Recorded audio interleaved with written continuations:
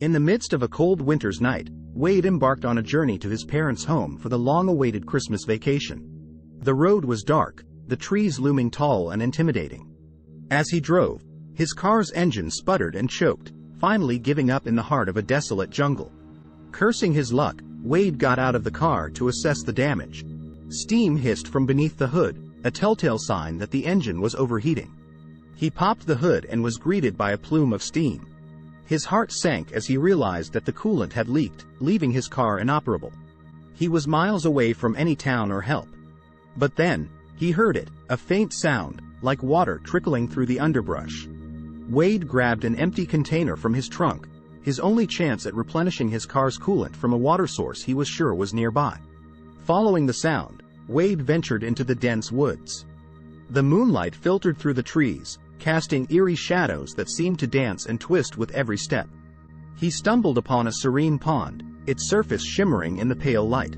Wade knelt beside it, container in hand, ready to collect the water he desperately needed. As he started to fill the container, a haunting melody drifted through the air. It was the most beautiful music he had ever heard, soft, enchanting, and captivating. The voice that sang seemed to beckon him, a siren's call luring him deeper into the woods. Entranced, Wade abandoned the container and followed the ethereal sound. The further he ventured, the stronger the music became. It wrapped around him, weaving its hypnotic spell into his mind.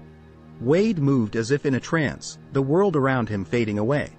Suddenly, a brilliant light began to illuminate the pond, casting an otherworldly glow that seemed to come from deep within the water. Mesmerized, Wade's eyes widened as a hand emerged from the illuminated depths.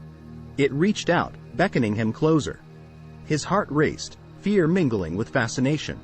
Without thought, he approached, the voice and light compelling him.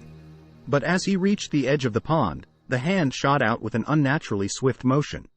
Cold fingers wrapped around his wrist, pulling him down into the water. Wade's heart pounded in terror as he struggled against the force that dragged him under. Panic surged as he was pulled deeper, the water closing in around him.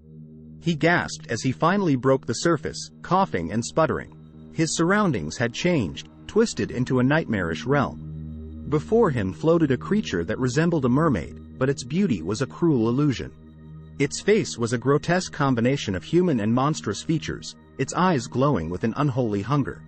Wade's breath caught as he realized that this creature intended to feed on him. It lunged, its sharp teeth bared, as if ready to devour him whole.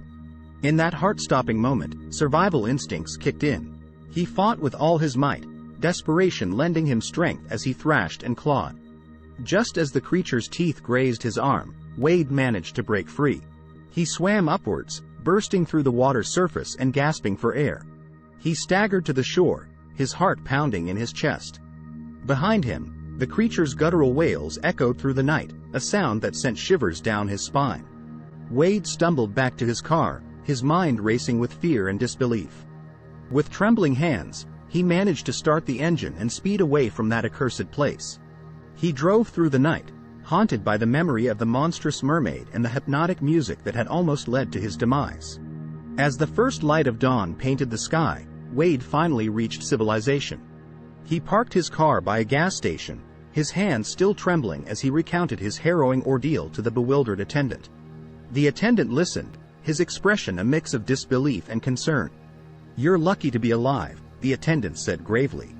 "There are legends about those woods. People say it's cursed, that strange things lurk there."